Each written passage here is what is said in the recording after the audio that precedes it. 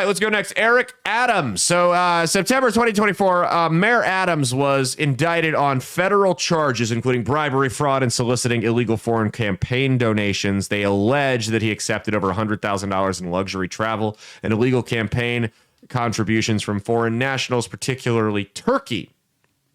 Also accused of pressuring the New York City Fire Department to approve a Turkish consular building without a proper fire instruction and creating false records to conceal these activities. So that was from the Biden DOJ, and that coincidentally came at the same time that Adams started criticizing them, saying that the illegal immigration situation was out of control. So in February this month, just this week actually, Donald Trump directed federal prosecutors to drop the charges against Adams, stating that the concerns that the prosecution was politically motivated and hindered his ability to collaborate with the administration on key issues like immigration and crime. A memo from acting Deputy Attorney General Emil Bove stated that the case impeded Adams' re-election efforts and support for Trump's policies.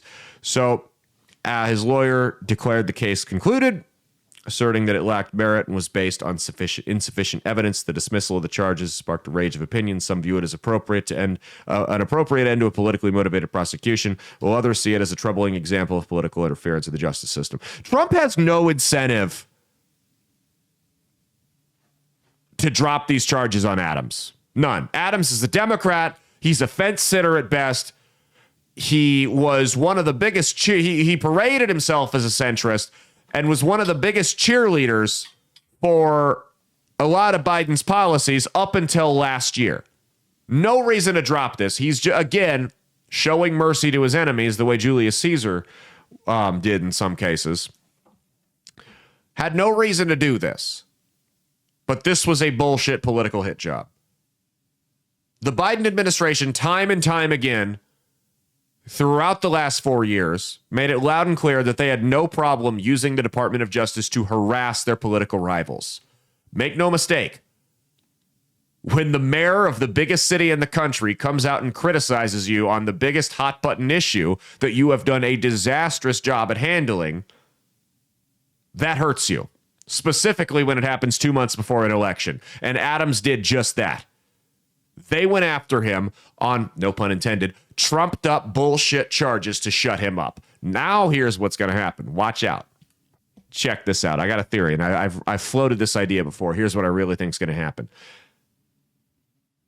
Adams was, I think he's an ass kisser. I honestly do. I think he kisses the ring of who's in charge. Biden was at the time. He played ball with Biden. Now all of a sudden he's changing. He started changing his tone back in last fall of 2024 because he saw the writing on the wall. Trump was going to take over power again soon. And then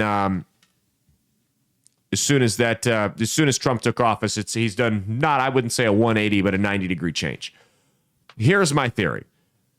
And I got nothing to back this up. I'm spitballing. Another prediction, right? We're going to start keeping track of my predictions here so that someone can come on here and call me a prophet when they get right, when I'm proven right. Here's what I think is going to happen. I think that Eric Adams, because he's already flirted with the idea of changing his political affiliation to Republican, I think he sees a state like New York. New York is almost like what they thought Texas was going to be. Big bell cow red state in Texas. Everyone saying, "Oh, it's going to be purple. It's going to be purple." You know, it's only a matter of time until it's a legitimate swing state that's in play for the Democrats. As it turned out, New York's a little bit closer to flipping red than Texas is to flipping blue. Just my opinion. Kathy Hochul, a wildly unpopular governor in what was a bad midterm for Republicans in 2022, only won by like 7.5% against Lee Zeldin, who's now a part of the Trump administration. She's up for re-election. She's as vulnerable as they come. If you run somebody, Adams as a Republican is electable in New York. If he runs for governor in New York as a Republican, he wins. Mayor of the biggest city, he's got the name recognition. He's not too far to either side politically. You've got a state that it's trending in a positive direction for Republicans. He wins if he runs. And it may not be close. That's one to stay tuned on. If Donald Trump could have one of his boys as the governor of one of the largest states in the country, don't underestimate how much of a game changer that is. He's not going to play ball in every issue, but he will a whole lot more than Kathy Hochul will.